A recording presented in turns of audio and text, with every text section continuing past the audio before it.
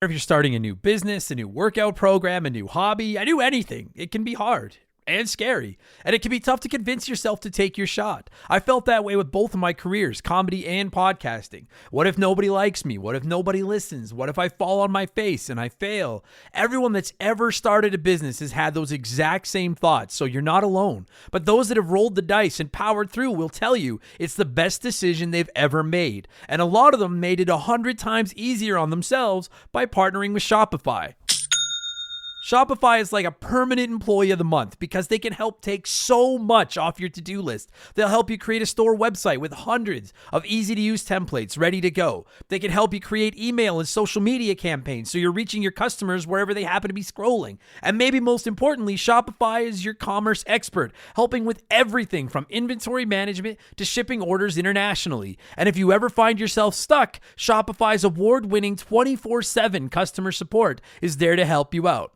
It's time to turn those what ifs into with Shopify today. Sign up for your $1 per month trial today at shopify.com/RTG. Go to shopify.com/RTG. That's shopify.com/RTG.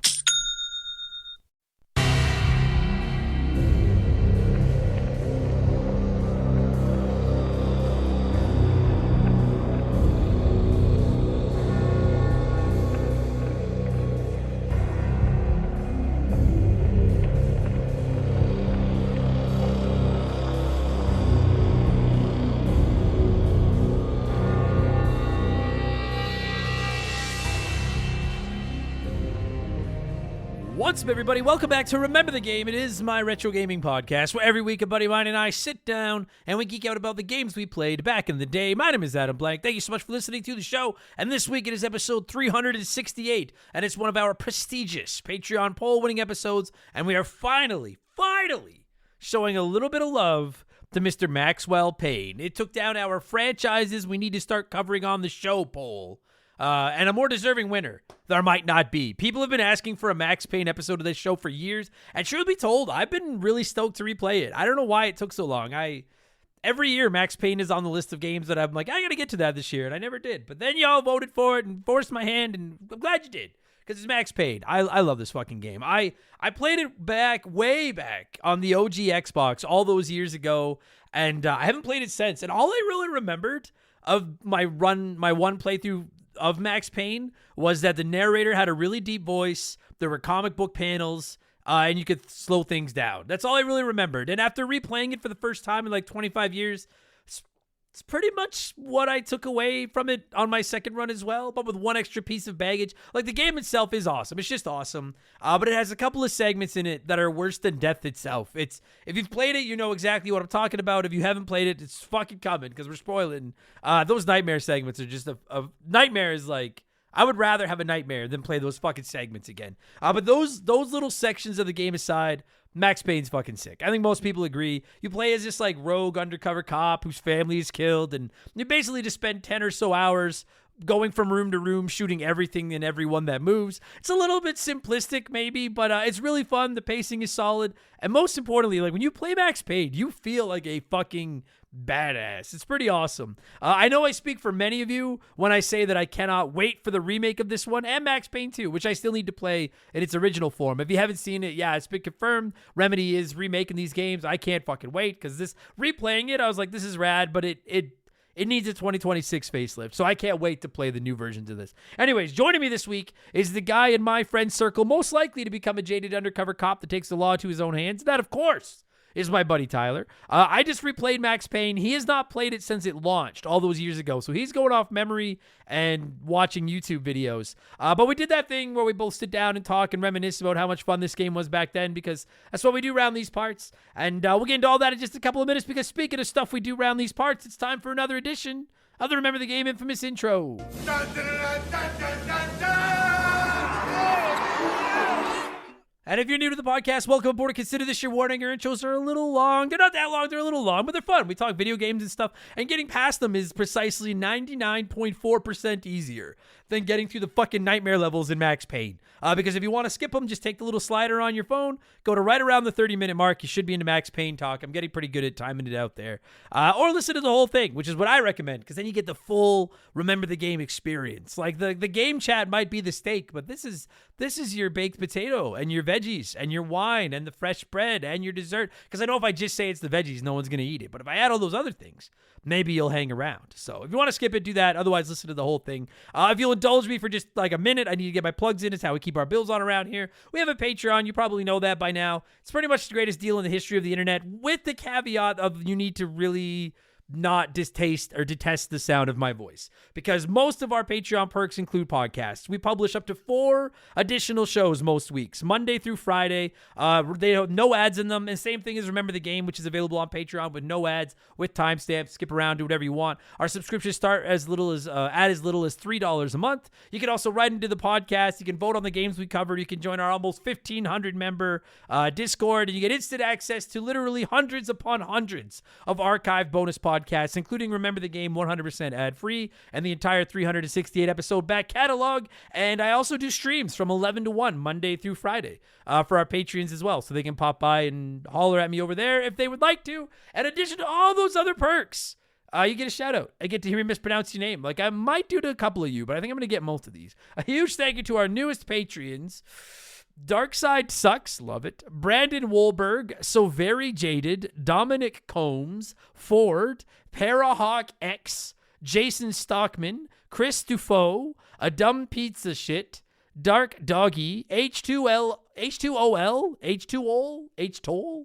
Ultra Fear X, Barry Cohen, Angus Olson, Ericu, and Kushti Kyle. Thank you all so much for this. I think I did pretty good there. I don't think there was a lot of mistakes in there. Thank you all so much for the support, and welcome to Remember the Game Industries. You can find all of this and more at patreon.com/rememberthegame. There's also some free episodes over there if you want to try them out and see how it works. And again, our subscriptions start at $3 a month, and if you sign up for a full year, we'll give you the 12th month on the house. That's enough blowing myself. Let's blow some of you by blowing in some cartridges. It is our opening segment here on the show. I read a few comments and questions from our Patreons, usually gaming related, but not always, and we call this segment Blowing in the Cartridge. He blows all right. He blows big time. That's it, honey. Get into the spirit.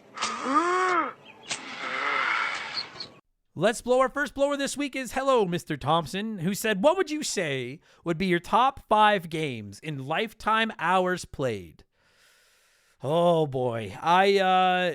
So I'm kind of guessing at these, but Tetris as a whole has to be number 1. If I have to go with like a specific version of a game, then I'm going to go Tetris 99. Still, it might be my number 1. Mario Kart 8, when you include the Wii U version and the Switch version.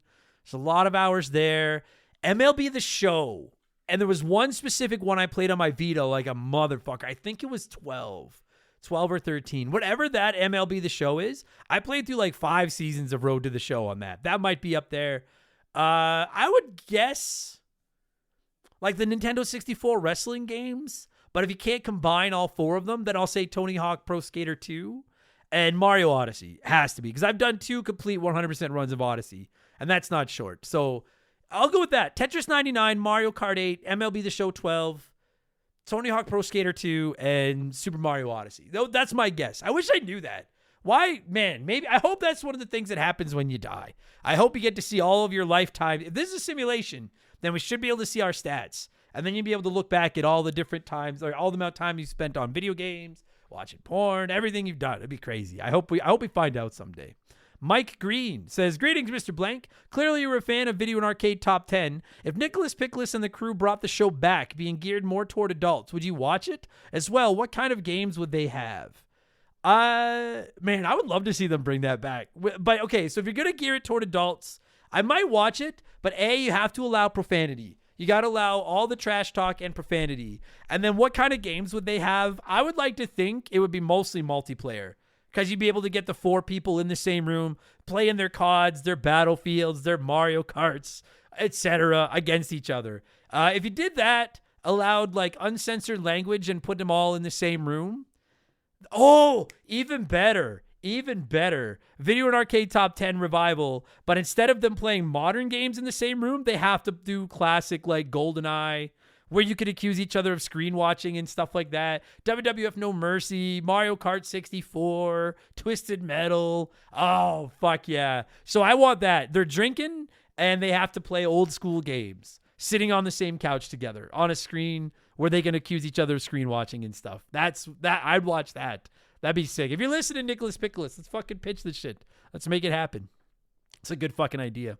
Home Bed Now says, did you see the CEO of McDonald's take the smallest bite heard around the world of his own product the other day? Guy should be ashamed of himself. With that in mind, what is your favorite fast food chain and what's your go-to order? Also, just to piss people off, what's your least favorite fast food chain and the worst order you could possibly make there? Hope you're good, Blanky. Cheers. Thank you, Home Bed. I am good. I did see that CEO of McDonald's taking that tiny bite, and I saw the nonstop comparisons of it to Krusty the Clown biting his Krusty Burger, and then as soon as they cut the commercial, he spits it out and washes his mouth out with the flask. I think I swallowed some of the juice. That's what I thought of as well. So to answer your question, my favorite fast food chain is Wendy's, for sure. With my go-to meal there, it depends on your mood. It's either going to be the spicy chicken, the chicken fingers or tenders, or just a Dave's Double. But like if I have a big one, I'm going Dave's Double with a large fries, and then instead of a drink, I just get a chocolate Frosty to dip my fries in.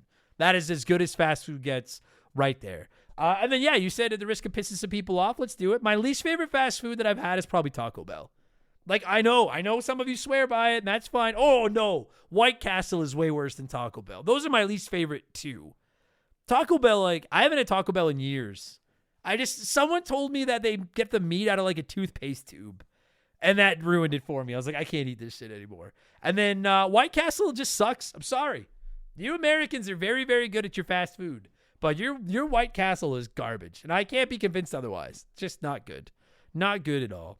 Scrotal Recall says, a couple of weeks ago, there was a comment about those who actually blew in their cartridges. But did anyone spit in their cartridges? I had a buddy who did this on NES games and swore by it. I myself feel like spitting was more effective than blowing.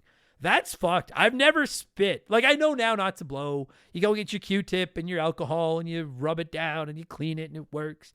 I've never spit. I will say, on paper or in theory, spitting might be more effective than blowing as long as you clean the spit out afterwards. But don't do either one, kids. Just get yourself a little bit of rubbing alcohol, Q-tip, quick and painless. You'll be amazed how much gunk comes off of the carts, and then they'll work just flawlessly. Don't blow or spit in your cartridge. No blowing, no spitting, no. And anything you're doing that's worse than spitting is fucking weird, and you shouldn't be doing that either. The Archmage says, hey, Adam, I was listening to your Last of Us episode, and it got me thinking about part 3. Do you think if they wrapped up the trilogy with the namesake of the games that it would go over well? Like, you'd get to see a montage of the last of humanity dying out, our end of days where we had an opportunity to bounce back, but we just don't. I think if it was done well, it could be one of the greatest endings to any trilogy ever. Thoughts? I do think about The Last of Us Part 3, like, not daily, but frankly more than maybe I should. I know that The Last of Us Part 2 gets some hate from people. I'm not in that camp. I quite enjoy The Last of Us Part 2. I don't think it's as good as The Last of Us Part 1, but I don't know if there's 10 games in existence as good as The Last of Us Part 1. I love both those games, and I do hope that someday they go back to the well for one more. I never thought of it ending like that. Like, I always just assumed if we got a Last of Us Part 3 that it would just be like Ellie or Abby older. Like maybe in their 20s or something, or their 30s. I don't know. Fuck. But I guess, like, I mean, if you really wanted to keep that series going, in theory, you could just hop in with anybody. You could go to any new character you want and extend the length of the game. Do I like the idea of it just ending with The Last of Us, where it's the last of humanity dying out? I kind of do. I kind of do like that, Archmage. That's a fascinating idea. You should send that into Naughty Dog and see what they say. I hope we get it someday. I think we will. I know they're working on Intergalactic right now, which I can't wait for. It'll probably be awesome. But it would be a real shame for them not to wrap up the trilogy with one more Last of Us. I think we get one more. I like that ending. If you told me the two endings where we either find a cure and everything goes back to normal, or humanity gets killed off, I actually think that humanity dying off seems like a better ending to The Last of Us, because there is no sunshine and lollipops in The Last of Us. It's two fucked up endings. You could give us one more. I like it. Well done, Archmage. Well done. I mean, it's a little morbid, but I like it. I like the morbid. John C500 says, "Hey Adam, what's the most annoying thing gamers complain about or do that really rattles your cage?" Oh fuck, get comfortable. No, I think the thing. So I was about to say, if I'm only picking one, I was about to say the thing that drives me the craziest are the fanboys and the fangirls that just, and I know people will write in and be like, you shit on PC Master Racers. I've never been like, I hate PC Master Racers. I don't like playing on PC and I like breaking the balls on Master Racers. I really could give a fuck. Play on whatever you want to. Leave me alone and let me play on whatever I want to. So for the longest time, it was like the territorial, oh man, if you play on Xbox, you're a piece of shit. If you play on PlayStation, fuck you. Like, initially that was my answer, but you know what bothers me even more than that lately is this review bombing trend of just one big person or a couple of people decide they don't like a game and then they just ruin that game, and they could ruin the studio by just going online and shitting on it without cause. If it's got just cause, go nuts, but without cause, it's fucking ridiculous. And the games that get the review bombs don't deserve it half as much as some of the games that don't. So I think that fucking sheep mentality of just going and giving games bad reviews for the sake of giving them bad reviews, that's probably the thing that bothers me the most about gamers in 2026. Ask me again in 6 months and we'll see, but right now, that's the thing that fucking drives me. It's so fucking obnoxious, man. Fucking losers. And then there's so many more, but we'll keep going. Cuckarina of Tim says, "What's up, Blank Man? Quick gaming question for you. I know this is both your job and your passion, but does your significant other ever give you a hard time about how much time you spend gaming?" You know what? She doesn't, Cuckarina. And even before this was my job, I played a lot of video games, as you'd probably guess, and Shaylee's never really given a shit. Like, I think that's one of the coolest things about our relationship. Like, neither of us is particularly clingy. Neither of us is like, hey, you gotta make sure you get in at least 2 hours with me so we can watch our shows or whatever the fuck. It's like, hey, I'm going downstairs to play Xbox. Okay, see you when I see you. Like, we're just very chill that way. And I frankly think she enjoys the peace and quiet because I talk a lot. I think she enjoys the peace and quiet, and I think she enjoys that I keep myself busy and don't have to be fucking on her all the time, or like we need to spend time together. So no, I can't think of one instance where she's given me shit about how much I'm playing a game, with the exception of when I'm getting really mad at a game and she's like, "Why don't you take a break and calm the fuck down?" And I'm like, "Because I am calm. That's how I relax. I'm having fun. Close that door." But no, she doesn't care, which is sweet. And finally, before we move on, it's letter time. It's letter time. The Big Apple, 3 a.m. wrote into us and said, "Adam, what are your thoughts on WWE 2K26? I'm loving a lot of the stuff they've added, but making people unlock wrestlers that you've already paid for is wild. I bought the Monday Night War edition, which is $150, and now I have to grind for wrestlers that should already be in the game." So I'm kind of glad the Max Payne episode got delayed a week, because I was initially going to answer this the day before I started playing it, because I didn't buy the one where I got early access, so I didn't get to start playing it until the 13th. So initially I was just going to answer with my thoughts, but now I've actually spent 4 or 5 hours playing the game and I can weigh in on it more. I may or may not do a full expansion pass review of it this year. I haven't reviewed a WWE in a couple years, so I might do one this year. But my early thoughts are like, I really like it. It looks awesome. I think it plays good. I'm a big fan of the reversal, the cap on reversals. I know some aren't. I am. But to your point on the battle pass, who asked this? It cut off. The Big Apple. Initially, when I saw people with early access complaining about it, I was kind of like, oh, fuck. Like, who cares? You're going to play the game anyways. Like, you really need every wrestler right away, and, like, every sign and every, like, emoji that you unlock for your wrestler. Like, just play the game and fucking use them as they get unlocked. But now that I've been playing it for a bit, as someone that didn't buy any of the battle passes, I think that... So if you've not played this year's WWE, they have like a free battle pass and a paid battle pass. I can't remember what they actually call it, but it's basically what it is. And as you play the game, you earn experience points, and as you earn the experience points, you level up in your battle pass, and as you level up there, you unlock new wrestlers, new moves, new, create a character parts, all kinds of different stuff. And there's a free one and a paid one, and you work through them simultaneously if you've paid for the paid battle pass. And I gotta say, dude, now that I've seen just how slow the progress goes, and I know some people have been cheesing it and just beating on Eric Bischoff with Brock Lesnar, which is very funny. But now that I've played it and seen just how slow it progresses, I can hear people that are pissed off about the paid. I don't have a problem with them putting free content behind a battle pass and being like, play the game, and as you play it, you unlock more stuff, because that's a tale as old as time when it comes to wrestling games. That doesn't bother me. But for the amount they charge for that paid battle pass, I can understand people's frustrations. You're like, I paid a lot of money for this battle pass, and now I need to sink 15 hours into the game before I can even use the characters. Like, if you're a big fan of Mr. Iguana, who just happens to be one of the first season battle pass paid DLC characters, and you have to grind to unlock him, that would irritate me.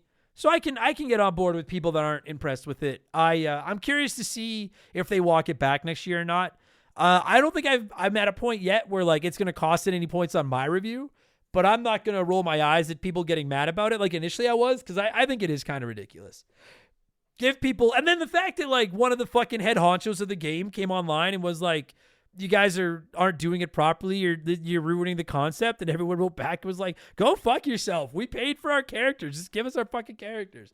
I thought it was funny. So hasn't irritated me too much yet, but I get where people are coming from. I almost bought the Attitude Era package because I wanted Attitude Era Kane, but I wasn't getting off my wallet to pay for that fucking extra package just to get my hands on one character. Like, it wasn't going to fucking happen. But had I paid for it and then found out that it was going to take 15 hours of playing to get Kane, I would be a little bit irritated too. So I have no ill will toward people that are mad at. Other than that, though, I think it's a really cool fucking game. I need to put more time into it, but I'm really enjoying. It's the only game I buy every year, and I'm really enjoying it so far. So there you go. And I'll get to a few more of those on the Rambling Idiot on Friday. We'll keep the ball rolling because I know you all want to get to some Max Payne talk. So let's switch things up and get to our Smash It segment, the official game show of Remember the Game Industries Play 1, Remake 1, Erase 1.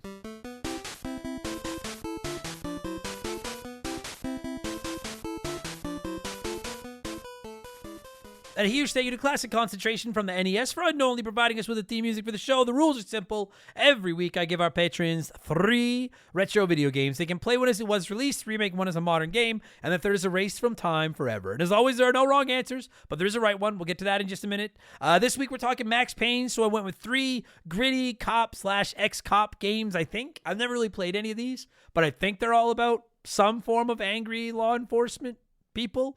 We got L.A. Noire, or I guess that's, maybe they're not angry, but they're gritty, whatever the fuck. L.A. Noire, Sleeping Dogs, and Dead to Rights. And 40% said they would play Sleeping Dogs, remake L.A. Noire, and erase Dead to Rights. So let's see what a few of you had to say here, and then I'll tell you what the right answer was. Ren10 the Savage says, hey, Uncle Blanky, long time no see. This is neat, but also tough, because I only played one of these, which interferes with one of my rules, which is playing the ones I haven't played. Holy fuck. Jesus Christ, Red10, get to your answer. Which plays with the rules of this is you fucking like, Jesus fuck. Let me try this again. Uncle Blanky, long time no see. I remember why I haven't seen you now, Savage. This is neat, but also tough because I only played one of the games which interferes with one of my rules, which is playing the ones I haven't played. However, the rules are the rules, so here's my order. Jesus Christ.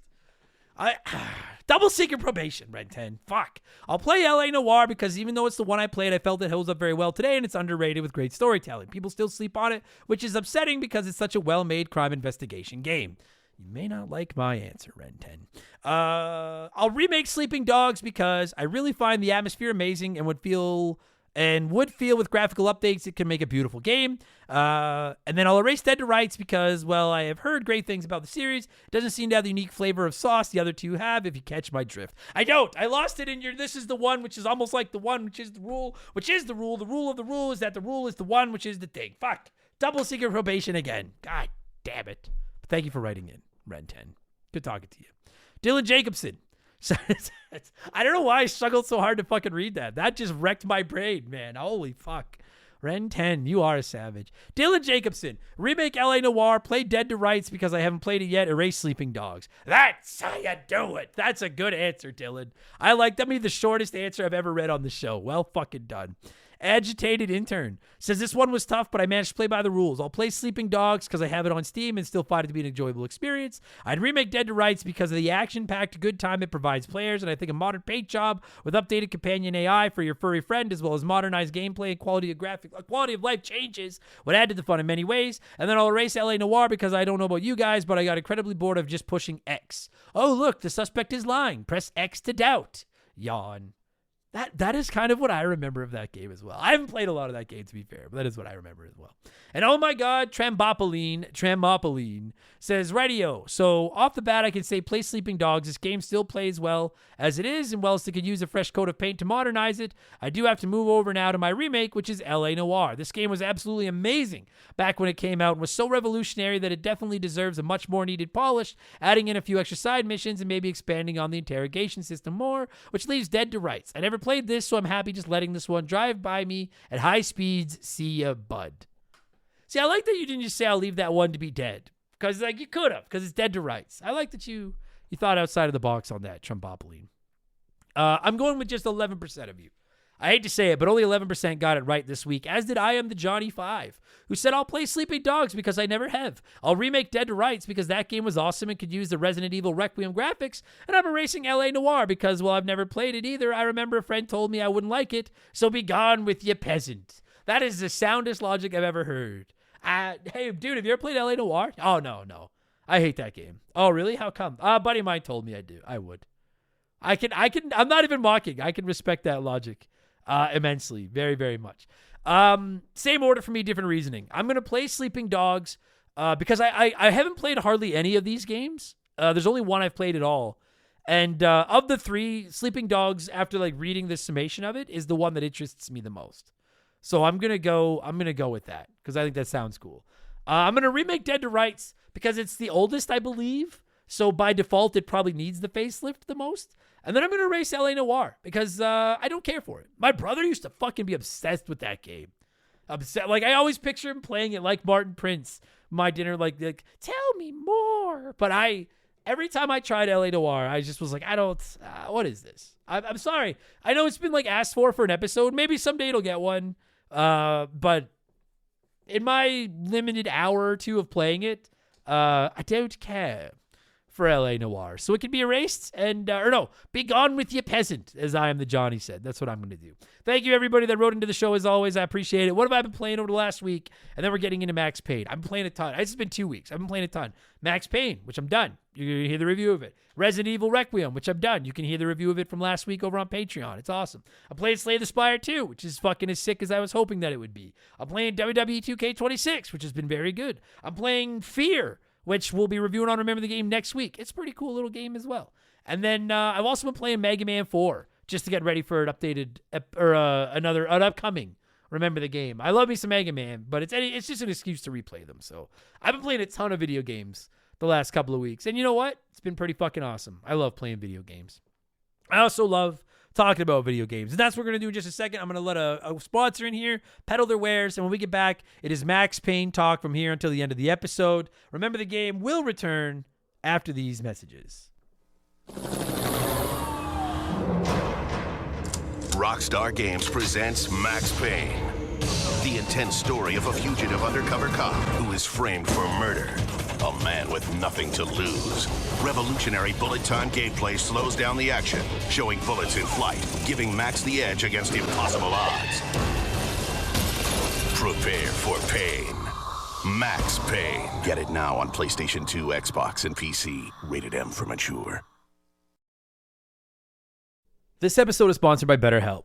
March 8th is International Women's Day, and that gives me another reason to talk about how incredible my wife is. I've said it before, I'll say it again. The only reason I'm sitting here talking to you right now is because of her and the support she has given me over the years. Every time I've wanted to take a blind leap of faith on a new chapter in my life, she's just grabbed my hand and shoved me through the door, never questioning it, and she's worked so hard at her own career to make sure that we're always staying above water while I was just starting over again and again on a whim. She's my rock. She's the best.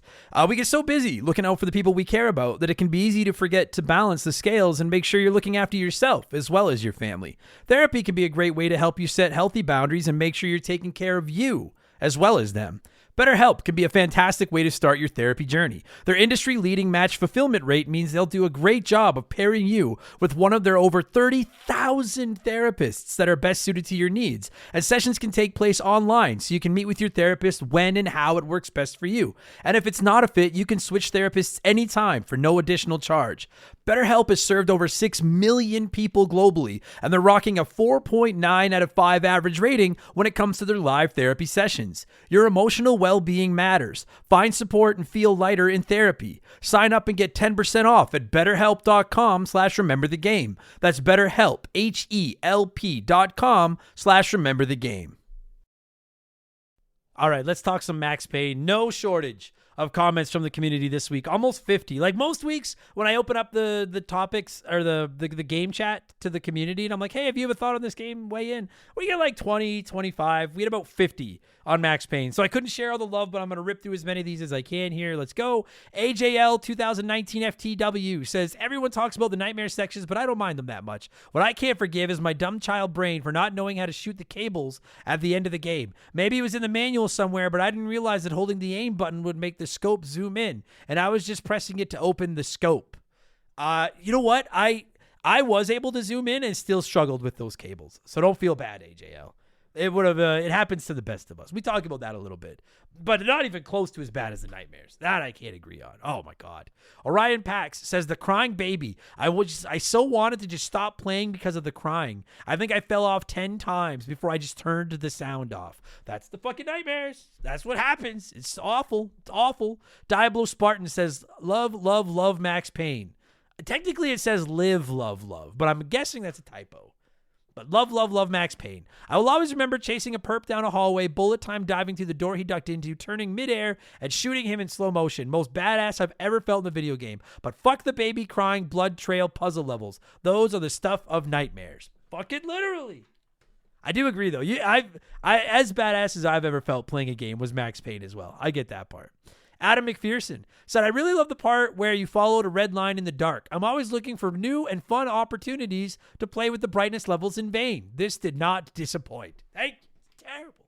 Everybody says it's fucking terrible. Fucking terrible. The good old days. So I absolutely love this franchise and the game. Yeah, the dream levels are annoying, but they never ruin the experience for me. James McCaffrey is Max Payne, and his narration lives rent-free in my head to this day. My brothers and I once saved up and bought our 80-year-old grandpa an Xbox for Christmas. He fought in World War II, and this was the game we got for him. The only time I ever saw my grandpa cry was when he opened that Xbox. We played through Payne together, and those are some of my favorite memories. Later on, he started developing dementia, but he kept playing Max Payne. At one point, he got stuck on a level and kept dying. Right when the autosave reloads, the enemy yells, damn it. My grandmother said she probably heard that line 100 times from the living room. I always thought that, in a strange way, the dementia might have helped him keep playing that level without getting bored. Every time it reloaded, it probably felt like the first time to him. What good memories. Love you, Grandpa. That's a dark love you letter. I mean, I'm a sucker for those. I'll try to read them when I can, but that's dark. Shout out to your grandpa, though. Shout out to your grandpa. Thank you for your service. Rest in peace. Good old, senior good old days. Senior good old days. And Psycho Man is 23. Says, yo, Adam, what can I say about this absolute gemstone of nostalgia? This was one of the first PC games I had as a kid. And fuck was I probably too young, seeing as I was playing it on the family PC and I just started secondary school. The bullet time was revolutionary as there was now hilariously dated photorealistic graphics. It was as were the now hilariously dated. Fuck. Double seeking probation because I can't read your comments, Psycho Mantis. You didn't even do anything wrong. You just got caught in the crossfire here. I was probably too young, seeing as I was playing it on the family PC and just started secondary school. The bullet time was revolutionary, as were the now hilariously dated photorealistic graphics. It was literally a blast. I can remember having so much fun with how quickly you could aim in bullet time and popping guys left, right, and center. The infamous nightmare scenes absolutely wrecked my young mind, as you can imagine. I still can feel that moment of dread when I first encountered them all those years ago. This is one I can't wait for, good sir, and I just learned from the comment section that there's a remake on the way. Sick. Jesus, buddy. I cannot read a comment to save my fucking life today. It's a good thing it's not my job to just sit here and read comments. Holy fuck. Thank you, everybody that wrote in. There was a ton of people praising Max Payne. I had to go the sliver. I'm sorry. There's lots of you. There's one of me. And as you've heard, I can't fucking read. So, you know what I can, though? That was such a good segue. You know what I can do, though? Yeah. Tyler and I are talking Max Payne. Here's the music. God damn it. Oh, yeah, it originally released on Windows on July 25th, 2001, and then PS2 and Xbox December of 2001. 25 years ago. Enjoy the episode, everybody. Shout out to Max Payne. Let's go.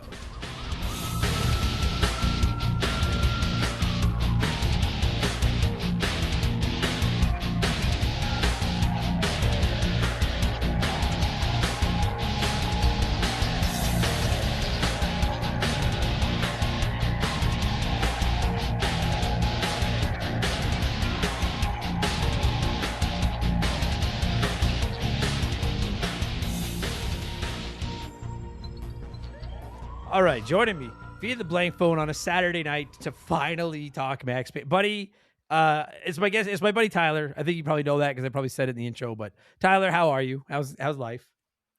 Good, really good. I started playing Arc Raiders, and because we were getting set to do Max Payne, I've been doing like noir style quotes to people in Arc Raiders, which is hilarious. Nice. It never works out. I get shot immediately for being a weirdo, but it's hilarious to me. It's a fun game, eh? Like I've kind Oh, of man. tapped out on it now. Like I got 25 hours in and was like, all right, I'm good. But I had a blast playing that game. Arc Raiders is a lot of fun. Super fun. I was holding off because like I've talked about my obsession with Escape from Tarkov. I'm like all in on loot extraction shooters, and I call them loot and scoots. Scoots. Yeah, and like this last week, I'm teetering on divorce because I'm playing too many video games. I gotta slow down a little bit. That's nice. Have you? Are you playing Marathon? No, I haven't checked that out yet. My No. buddy Martin that I do film stuff with was like, "You want to play this with me?" I'm like, "Man, I'm already all in on another extraction shooter. I gotta settle down with this." Yeah. That was why I never ended up picking it up. I just was like, I don't need two of these. Like, there's such time sinks. And I was like, I don't need two of these in my fucking life. And I obsess over it. Like it's digital items. It's not real. I don't know why, but I obsess over it. Yeah, dude. Bro, sorry everybody. I promise we're gonna get to Max Payne in like 2 seconds. I promise. But when I was playing Arc Raiders, I wouldn't even like do missions. I would literally just hoard. Like, do you watch Always Sunny in Philadelphia at all? Yeah. Did you ever see the one? I'm only a couple seasons in. The one where Charlie and Danny DeVito's character are just like hauling trash back to their apartment, and they have so much trash in their apartment that they can't sleep in their apartment because it's so full of trash. That was me on Arc Raiders. Like just everything I could get my fucking hands on. Like I didn't even want to fight. Leave me alone. Just let me hoard trash. It's so satisfying. I don't know why. Freaking loot goblin. Yeah. Goop fucking goblin. hardcore. Yeah. But yeah, it was a fun game. You know what else is fun most of the time is Max Payne. All the time. Most of the time. Don't fucking, we'll get there. Dude, this has been I've had a rough month with trying to get episodes together, but this one, sorry everybody, this is a week late. This is just like trying to get this episode of Max Payne together has felt like Max Payne. Like it was just like we were supposed to record on Thursday. Things fell apart. I didn't even care anymore. I knew they'd get their episode someday. Like it was just like over and over and over. And I was like, holy fuck. But and most of it, 99% of it, my fault. Apologies, everybody. But we're finally here. And you and I were just talking off air. I replayed this a week ago to get ready for this. You haven't played this since what, like 2001 or whatever the fuck when it came out? Since back in the past. The past is like a piece of a broken mirror. You try to pick them up, but you only end up cutting yourself. So dumb. What an over-the-top, stupid fucking game. And you know what, though? This was like, because I think you're right. Like, sorry, you're really loud. You're really loud. Sorry. There there we go. I subconsciously pulled my mic closer. No, I get it. So I haven't, like you said, I haven't played this since 2001, and I went back and was watching some of it, and like the flood of memories from playing this. This was like, because I would have been just getting into high school when this came out. This would have been my first foray into like the neo-noir style of anything really. Like just off the top of the dome, I can't think of anything that would have been out that would have been like really current, and it set me down a path where all of a sudden I'm reading like Jim Butcher books wouldn't have been, I don't know if I would have been reading those yet, but like checking out other noir style stuff, and then like Kiss Kiss Bang Bang would have come out shortly after that. There was a bunch of like kind of cinema that it set me on, like checking out some of the like what's that called? That old black and white movie. Here's looking at you, kid. Oh, Casablanca. Casablanca, yeah. Kind of like, look at me knowing my fucking movies. Oh, you fucking haters! They leave your comments like, "Oh, Adam Blake doesn't watch any movies." He just doesn't watch. He doesn't watch any movies past 1952. And to be fair, I've never seen that one. I just know that. Here's looking at you, kid. But yeah. Sorry, I didn't mean to just derail your trade here. Go nuts. No, all good. But the guys that I was like hanging out with, my like little nerd herd, we were doing. That's right when we got into like VFX, and we were doing like radio and television. And the guy who did a lot of our writing was heavily inspired by like literally Max Payne set us on a path of like how we were gonna craft stuff, and for years that's all we did. I like it. I was like, dude, when you were talking about this, I'm like, fuck, I don't think I've ever watched anything that's like this. Like, I don't watch a lot of movies or shows. Like, I don't think I've ever seen anything else that is like Max Payne. Like, I like not the slow motion shit. Lots of stuff has that, but Well, you've seen Sin City, right? no. Oh, what? Really? You've never? I haven't seen Oh, wow. anything. Assume I Oh, haven't seen man. it. Assume I haven't seen it is what I Oh, tell dude, people. it's like that's a comic book made into cinema, and they do like panel for panel. It is phenomenal. Like, I think Zack Snyder. Is that Zack Snyder? I know Oh, the comic. is it the same idea though? Like where they go to the panels to like tell the story and then Well, come back and that kind of stuff? no, no, no. They took the panels and filmed them. Like it's like Oh, I it's see. filmed in black and white, like the panels. It's Robert Rodriguez directed it. It's based on what was it? Who made the comic? It's the guy who did the Batman. Oh man, Frank Miller. Frank Yeah, Miller. It's the okay. same guy who did 300. It's like Frank Miller did Sin City, Batman. Batman. Oh, what was his Batman called? I feel bad because I feel like you're like Blank will pick me up. He'll know the answers to some of these, and I'm just like I do Casablanca, and other than that, I'm done, buddy. I have no idea. Fuck. No. He did like a really killer Batman series. I hope it's Frank Miller. I might be saying the wrong comic book guy. I'm not. I haven't Oh, been into comic book. if you are, we're gonna hear about it. Like, fuck. 1 star. I can't believe these fucking assholes don't even know who wrote Frank Miller's Batmanite. No. Frank Miller wrote Sin City, and he wrote a Batman, and then he did 300 as well, Oh, which okay. was based on history. So I can't say that he wrote it. It was battle. How of, if I could, how did we get here? because Sin City's a neo noir, yeah, and right. and it's like popular enough that I was like, oh, you've seen other stories like this. No. You've seen Sin City, obviously. I can't say. I don't think I've seen anything else like this. Like, so, Dude, like, if you enjoyed Max Payne, check out Sin City. It is, and like it's visually stunning, like absolutely fucking stunning. It's all-star cast. Like it's probably what's his name, Mickey Rourke's best movie. Bruce Willis is in it, Jessica Alba, Rosario Dawson, Clive Owen, Elijah Wood. Like Frodo Baggins is an absolute sociopath. I've never seen Lord of the Rings either.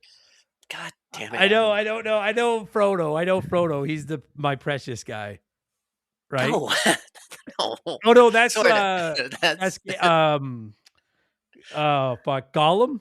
yeah.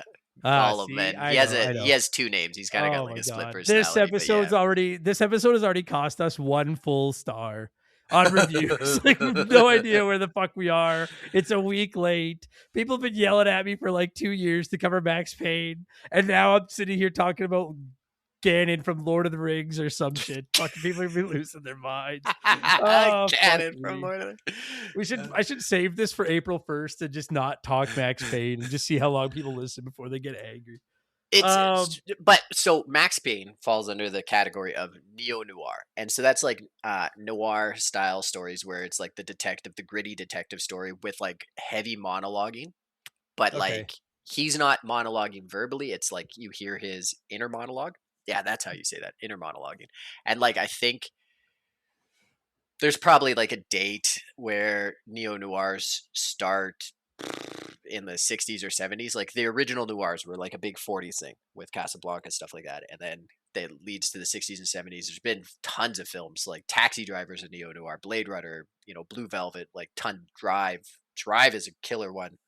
The Batman, the most recent Batman, is an example of neo-noir. Okay, that one I've seen. Okay, we got one. Yeah. Okay. Yeah. See, this is so fascinating to me. This is why I so much prefer doing the show with guests than just by my uncultured swine self.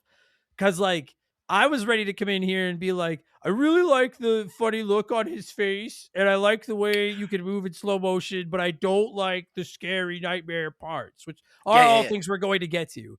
But this is why I like bringing in my guests, though, because you come up in here and you're like, oh, the art direction of it, and I'm just like, man, I just thought it was a guy in a comic book. Like this is intense to me. I like that's why my wife doesn't like watching TV with me. We just finished Night of the Seven Kingdoms, Game of Thrones show.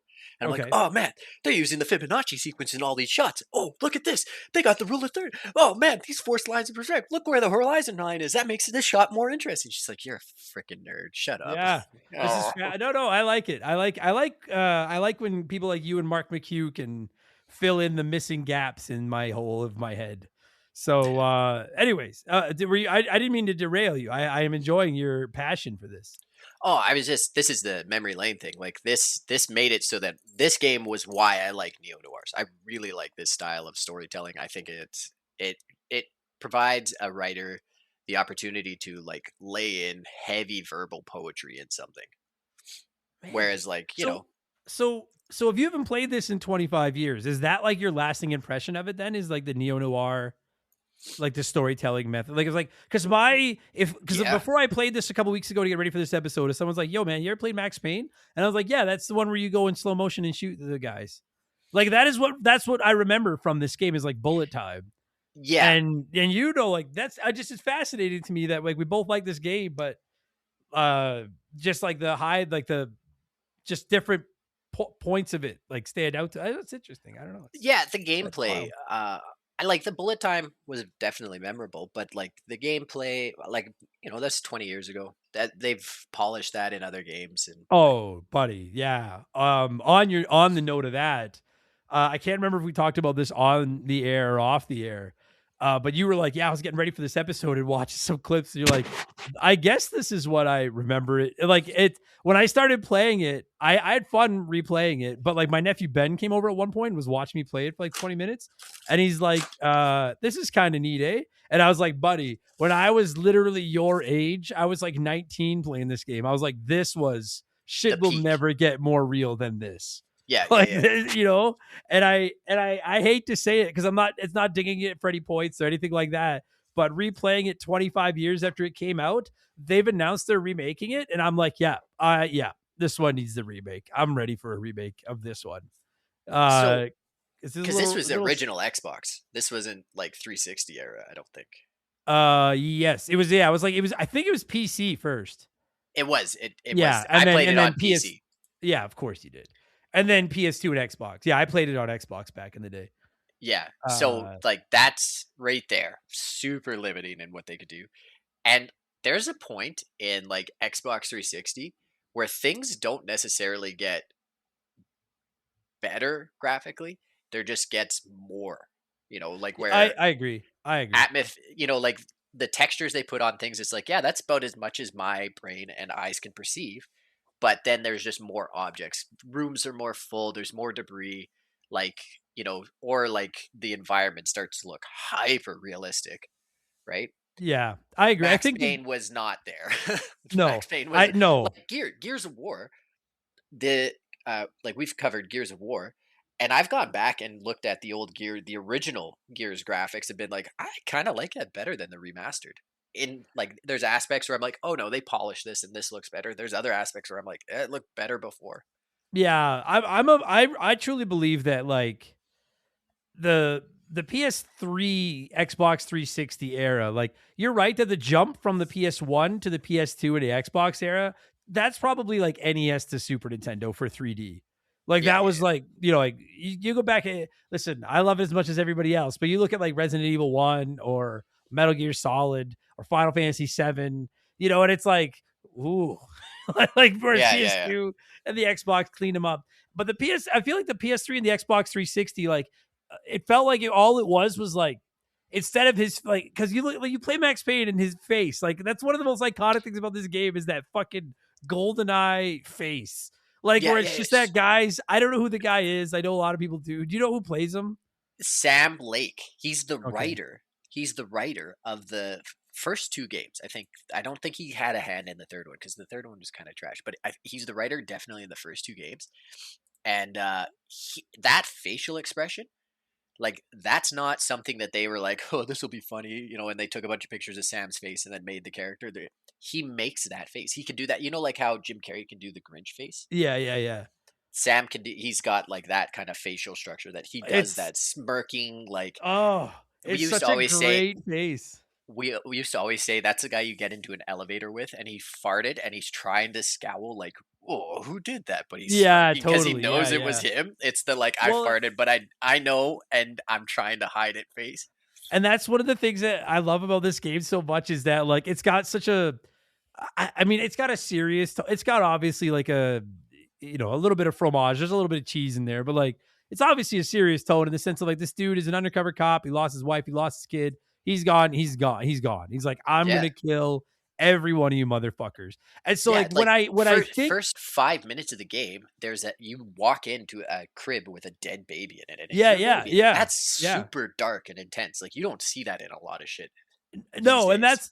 and so then that's why that face is so dope because like the story and the voice, the Max Payne, like I wasn't gonna take an answer. I was going this way. I didn't care if they liked it. Like that's like it seems like he should. I can't even think of what face that should be, but it should be like the most grizzled, hard as fuck face. And then instead, it's like this Jim Carrey, like, "Rah, where's the bad guys? It's Rah." it's It literally Jim Carrey works. doing the Grinch face. Yeah, and it works so fucking well, man. I love it. That and the other Seriously, thing, when you go to watch, like you have to watch Sin City now. And when you see Marv, you're gonna be like, "Oh, that's who should have been Max Payne." Jesus, oh like fuck, that's the gritty face you just described is in another noir story. like not Ace Ventura Pet Detective. Like it's so Yeah, funny. And then at the same time, I posted a clip while I was playing it. I love how ridiculously over the top a lot of the villain voices are. Like yeah, they just sound like I imagine it was done. I like to think bad voice acting, bad is the wrong term, but like dramatic voice acting is done intentionally. And like there was one part where I'm playing this game and I come around this corner and you can hear these two bad guys and they're like, so which one do we cut? The green wire or the blue wire? And he's like, well, in movies, it's always the blue wire. Wait, no, don't cut the blue. And then you just hear this explosion and they're both dead.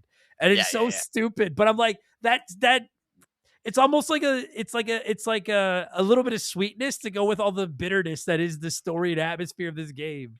And stuff like the voice acting and Max Payne's face and shit. Like I don't know why it hits as well as it does. It's like a little piece of chocolate in a bag of trail mix.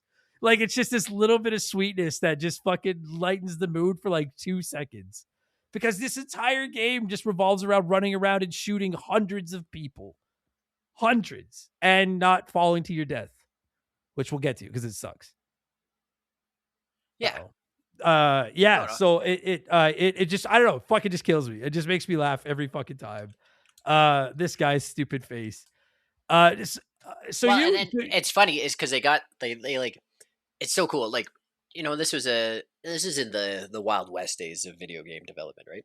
So your studios are small. You didn't have like these mega billion-dollar studios backing you like EA, which has some good and a lot of bad because then studios had a lot more creative freedom, but they also had limited resources. So, yeah. like I said, they had the writer who was the face of Max Payne. His mom was actually the main villainess. Oh, is that The right? I didn't Yeah, know so, that. and like all of those comic book panels, that's all the devs and their friends and family. Like they That's actually took sick. those photos. They would get dressed up and they would go and act out whatever scene. They were like, "Oh, NYPD" or whatever, or "Oh, we're drug dealing villains." Blah blah blah. They would act it all out, take pictures or whatever, and then they would do like an overlay, and that's how they filled. Like that was a very big money saving, cool. Like I think it was a very stylized way to tell the story and everything instead of Oh, having like 100%. really expensive cutscenes or anything like that.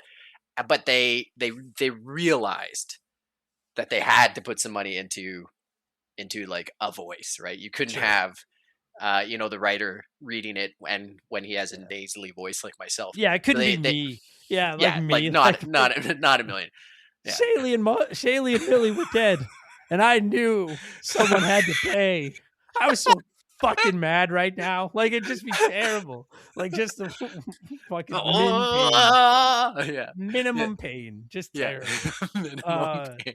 no, So on they that they note, they so go they ahead. got James McAfee, James McAfee. It's the same guy who voiced Alan Wake. Oh yeah, I'm sure. pretty sure he's the same guy. I'm 99% sure he's the voice of Alan Wake, or he I was a was gonna. major voice in Alan Wake. And then he died in 2023, though. So Oh, I the was voice of rest in Mac peace. Payne has passed. I was gonna bring up Alan Wake because like that's the only other Remedy game I've played now. I really want to play Control and I really want to play Alan Wake 2.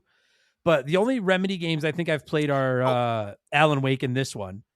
he wasn't. And He was Thomas Zane and Alex Casey in Alan Wake. Sorry. oh, okay. I just wanted to. You mentioned it before how creative of idea it was to tell the story with the comic book panels and all Oh that man, kind of stuff. And I just want to give like like I've been singing a lot of Capcom's praises lately because like Street Fighter's killing it, Monster Hunter's killing it, Resident Evil Requiem was fantastic, Mega Man's Mhm. coming back, and I'm like, shout out to Capcom. Like I like Yeah, a lot of what they're doing right now. I they have have to that. They say, have a dude, Street like Fighter movie coming out that looks amazing too. Like, it looks dope. I know. I'm yeah, gonna see it. I can't wait. I'm super pumped. 50 Cent. Cody Rhodes, baby. I need to I shout thought out. I thought that was like an AI thing when I first saw stills of that. I No, was like, oh, no, this is fake. fucking This looks crazy. cool. Yeah. Uh, That's how unrealistic the cast was in my mind. I was like, no way they got all these guys. This is I all know, just I AI. know. I'm like, this movie's gonna suck. All the money was spent on the actors, but I don't care. I'm gonna watch it anyways. Yeah. Yeah, I just want to say, like, man, shout out to Remedy. Like, they have really become. I don't know if I would say like one of the heavyweight studios out there, but I don't. They have to be one of the more respected studios in gaming right now. And this obviously is like Alan Wake was really cool, and I from what I understand, Control is great. But going back and playing this, one of my favorite things about going back to the PS2 Xbox era in particular was you just had so much innovation. Like in the PS1 64 era, it was like we're trying to make games work in 3D. And by the PS3 Xbox 360 era, which is also a great era, we're starting to settle into like, hey, these are the things that we know sell tons of. Keep making these. But the Yeah. PS2 era, Xbox era, like everyone was just trying everything. There's so many wild ideas back then. And I think I have some gripes with this game. Like we'll get a little bit more into the gameplay in the second half of the episode. I have a couple of gripes with this game, but replaying it 25 years later, I was like, if you take the controls and the graphics aside, which I don't hate them, but put them aside from it and just take the core concept of this game, like this was a very inventive game back then. Like this is Hugely it so. deserved. It's got the fan base it deserves. This is really a Yeah. dope game. Well, and like Um, hugely inventive. It like with what constraints they had very creative solutions. I've never seen a game come out like this since this came out. There's games no, that are like stylized and I would put in the same category. Like Beautiful Joe is one of those games. I I love think that you've game. done. Capcom. Yeah. Yeah, Yeah. beautiful Joe. Yeah, So it just like stylized to the max where, that game's almost as old as this game. It's a little bit newer, I think, because it was Dreamcast originally. Or GameCube. GameCube. Yeah. Yeah, Sorry. yeah. No, Um, it's I agree, but man. it was so stylized. Like, frick, I'll bust out the GameCube and play Beautiful Joe, and it's amazing. But Yeah, that's what like I said, you had smaller studios that didn't have these bloated budgets and this like publishing overlord. Like I think the publisher for this was GTA Studio. What's that? Rockstar. Rockstar. Yeah, yeah, Yeah, Rockstar was the publisher, and then Remedy was the developer, right? yeah, But like yeah. Rockstar wasn't Rockstar yet. They had No, they GTA one certainly and didn't have two, that but they GTA weren't. money. Well, they had GTA 1 and 2, but those were like PC games that were. Yeah, the I top think I got down. yeah top down. I think Yeah, I got it for free with something like box of cereal kind of thing. yeah, You know? yeah. I don't know if it was a GTA and a box of cereal. Yeah, Like, what'd you yeah, get in your cereal? The Game of Life. What did you get? Grand Theft Auto. yeah. Fucking, they sue Kellogg into the oblivion. But no, I agree. I just very creative. Like I don't know what it is about this era because a lot of these games I think could use remakes, but some of the coolest games that I've played ever come out of this era. And like replaying, considering, like I said, I know I keep hammering on, but like, dude, 80% of this game is spent running from room to room shooting enemies. Oh yeah. And like that's all like, and frankly, it should get boring. If I'm being honest, like it should get boring because there's not a lot of puzzles to solve. There's not a, like they put a little bit of platforming in it, which is the worst idea in the history of humanity. But like 80% of the game is just running through rooms, shooting all the bad guys. But I think it's that fucking gritty, those comic panels and stuff that just make you feel like it's like I finally watched Heat for the first time a few months ago, Oh which is man. one of the greatest movies I've ever seen in my life, by the way. Yeah. And some of the shootout scenes in Heat were great. And I was playing Max Payne, and that's almost kind of what it felt like at Yeah. times. Yeah. You know what I Yeah. mean? Yeah. Well, and And what's with Heat, like the scene where Val Kilmer and like the guys are robbing the bank and they're doing like Aussie style fallback, where one guy sets up and he's providing covering fire, the other guy's running back, and then he sets up providing covering fire, and they're going through the streets of LA. The reload that Val Kilmer does was so tight that special forces groups were using that as a training video. Like, this is how you reload a gun. That's my Batman right there. That's my Batman, Val Kilmer. Really? Well, I do like Batman Forever. I know haters gonna hate. I like Batman Forever. Okay, how about this? Okay, let's all right, we got this on the rails. We did good. Let's let a sponsor in. I skipped the sponsor last week. If I do it again, I'm gonna get in trouble. So let me let a sponsor in so that I can keep my bills on. And then I want to get into the controls. I definitely want to talk about those fucking nightmares. And we'll see where else it goes after that. But remember the game, return after these messages. We'll be right back. The critics agree. Metal Gear Solid 2 is a hit. Newsweek says it rocks. The best video game for PlayStation 2 raves USA Today. Right, get out of here. And Game Informer names Metal Gear Solid 2 Game of the Year. I've been waiting for this. Metal Gear Solid 2, only on PlayStation 2. Rated M for mature, from Konami. Okay, so you haven't actually played this one in a while, which is fine. Like I don't expect you to refire it up. And you said you played it on PC when you did. Yeah. I know these words leave in my mouth. They leave a bitter taste, but like this had to control better on PC. Like this had to. I don't have a frame of reference to say if it did or didn't. I only played it on the PC, and it played smooth. Like, using a mouse to look around and everything. Like, it was smooth.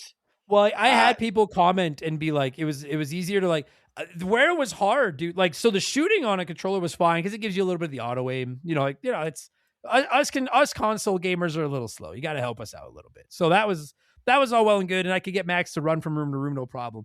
But bro, there are times in this game where it expects you to like walk on a pipe over the streets or fucking walk on a side panel of a building, or those god fucking nightmare levels where you walk on the red strings.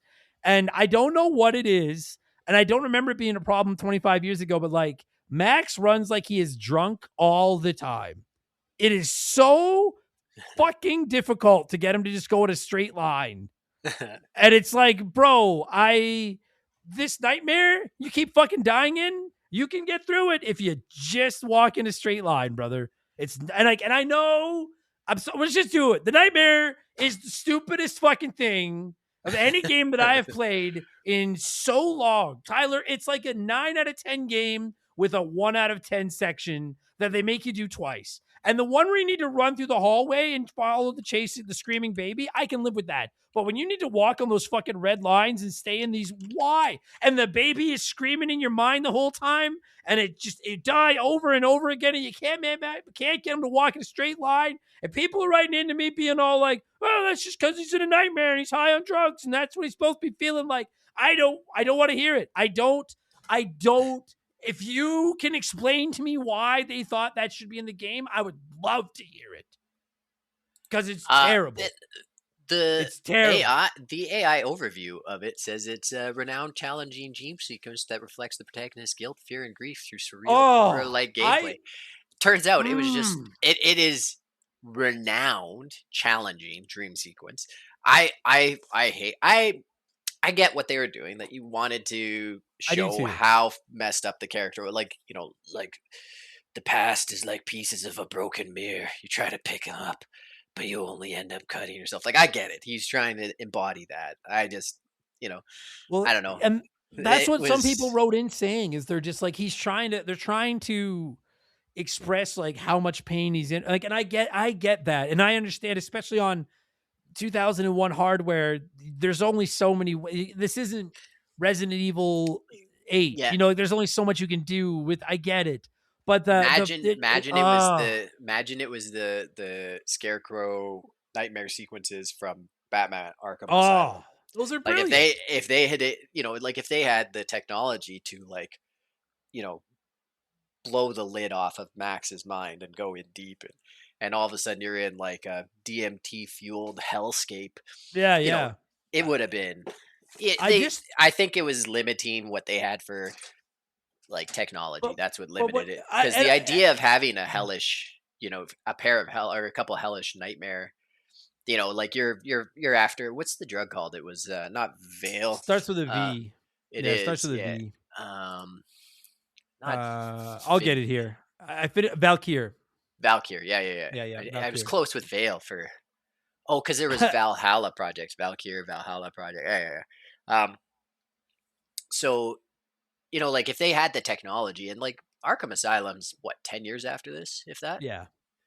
That 10 years was like a Oh leap yeah, where that's that PS2 to PS3 jump. yeah, Like, where if yeah, these yeah. guys would have had that at their fingertips with this story, they could have done more. They would have Well, done and more that for those sequences. and that's one of those things where I really, really, really can't wait to see what they do with the remake. Because Yeah, I'm like, man, what can you they're, do with those nightmare they're segments and, now? Like, they and they're could be doing one insane. and two. They're not Yeah. doing. It's gonna. I think from what I'm reading, it's gonna be a package deal, and you're gonna get 1 and 2 with it, which is awesome. Yeah, I can't wait. You My know what I want? problem. I want like a little bit of a sprint. That's watching the gameplay. I was like, oh yeah, this is pre like Oh yeah, Gears of he's War slow. styled sprint. You don't have like a He's ground slide or anything. Like, ooh. but on that note though, hang on a second. One more shit on the nightmare, and then because I want to get to that run thing as well. The thing with the night, like the first nightmare you do, you go in, you're in like the hallway maze, and you don't have to worry about trying to stay on the floor or on the little red line. You're just running through hallways, and you need to chase like his screaming wife and his crying baby as they get louder, and you find your way through. And that one I could live with. Like that really wasn't that big a deal to me. And then the first nightmare where you just do one straight line and a jump, I can live with that too. That's not that bad. But like how anybody certified those last two sections, I understand what they were trying to do. I get it. But dude, I was on that last nightmare for over an hour with like my computer muted. And before anyone writes in and says save states, I was playing on my PS5. I don't have save states. I'm doing it. And I know it'd be nice to have had them. I would have been all over them, but I didn't have them. I was ready to rage quit it. And I was like, I can't think of another section of any game I love that falls as far as that section does. How anyone game tested that and was like, this is a good idea. People will enjoy this. I don't get it. That's the prologue to part 3, right? Like that's the looping one where you're it's gonna cost it points at the end. Like, I'll be honest with you, bro. Like, I had a great time playing this. I can almost guarantee I will never play OG Max Payne again. And I love this game because I don't want to deal with that nightmare again. It was so bad. It was so fucking bad. And then that kind of segues into the controls where you mentioned it's funny because he can't run, and that annoyed me as well. But for some reason, I found the like metallic like clump, clump, clump, clump of his feet as you like ran through the rooms very satisfying. I don't know why. I was like, for some reason, this slow pace. I agree with you, like, especially when I die over and over again, because this game's got some pretty vicious checkpoints. Like, you do some backtracking or some run backing in this one. And that can be really frustrating when you can't run. But that can end a game. Yeah. I don't have the patience for that. I think maybe that's why they put the nightmare segments in. And then they were like, you'll be so mad at that the having to walk won't bother you. You know, he'll be like, there's something way worse than that. I don't think developers back then knew what running was. I think no, they didn't play sports as kids, so they're like, but what do you mean run? There's also it's true. As an asthmatic, I also don't like to run. That is such a gaming tripe, though. Hey, that like the protagonist has like the worst cardio in the history of video games. Yeah, like you'll be playing something and you lose your keys. No, they just fell out of my pocket. I was adjusting my chair. Hey, stop walking. You just dropped your keys. Sorry. No, that's okay.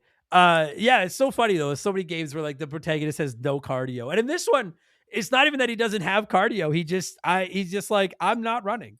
He's like, I'll be fine. I can walk the whole way. But there's very few times in this game where you're in like an open area.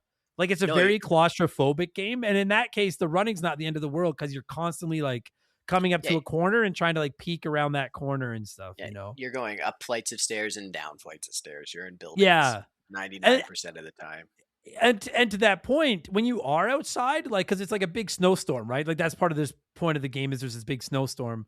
When you are outside, you're on like city roofs and stuff, which fucking sucks when you need to jump across the alleyway and you can't make that fucking jump. But it doesn't feel as atmospheric to me when you're outside in the snow as it does when you're in.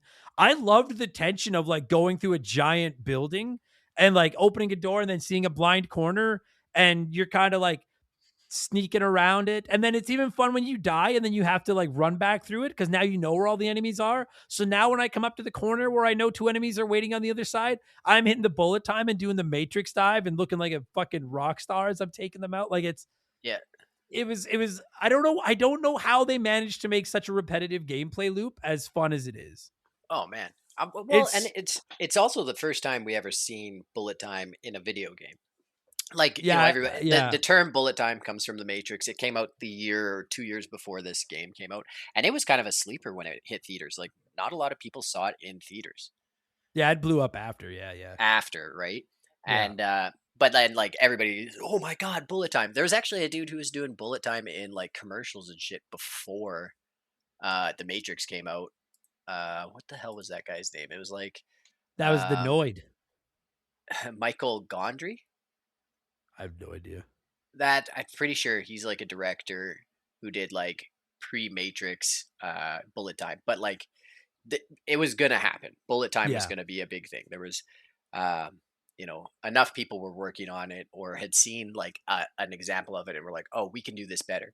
And these guys were the first guys like, we can put that in a video game. And immediately someone made a Matrix mod for that lobby scene in the first one. Sure. Have you seen the Matrix?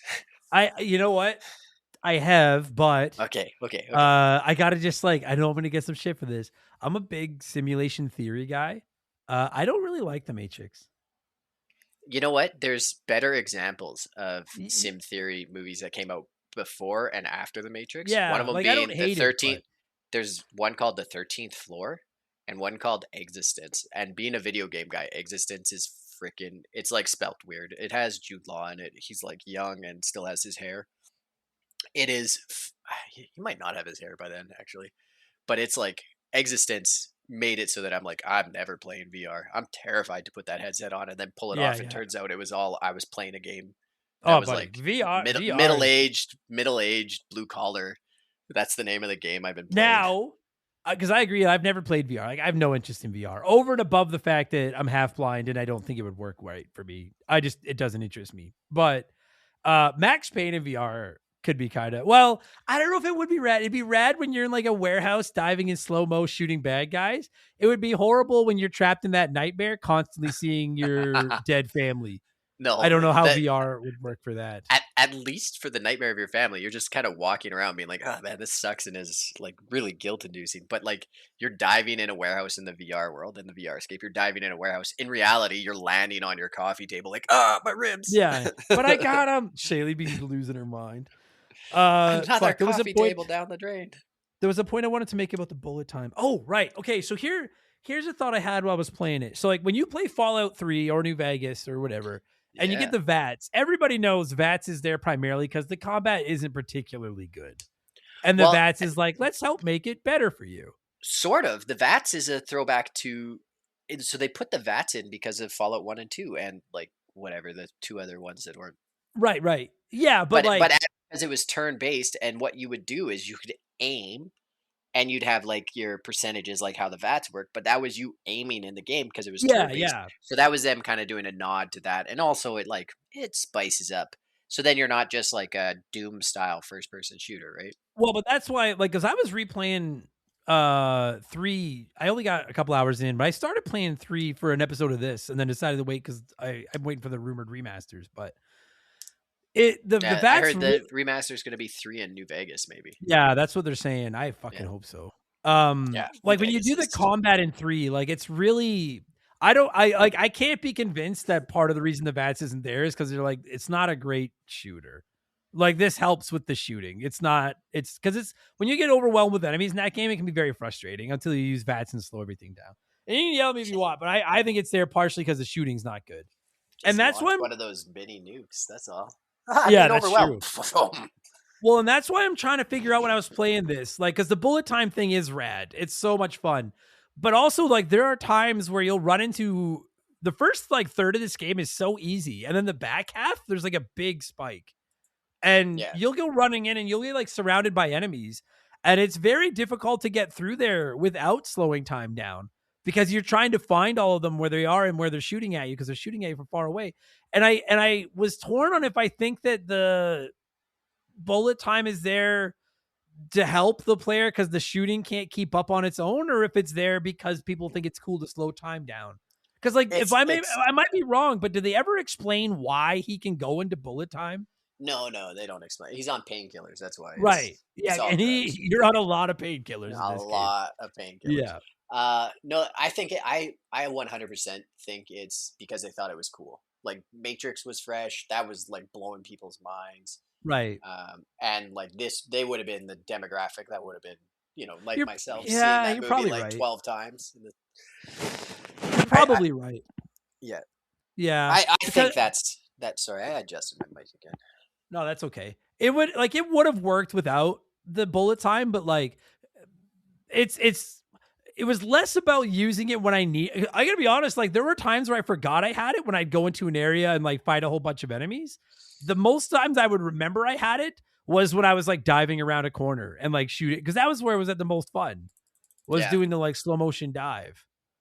So I was just thinking it as I was playing it. And I know people that love this game are going to be like, what are you talking about? But like, I'm not saying the game is bad, and it's probably easier to play on PC than it is with a controller. But like, when you go up against a lot of enemies, it's very difficult to get through there without the bullet time. And I just was wondering to myself, like, was this hey, we don't know if you can beat this without this, or hey, this is cool.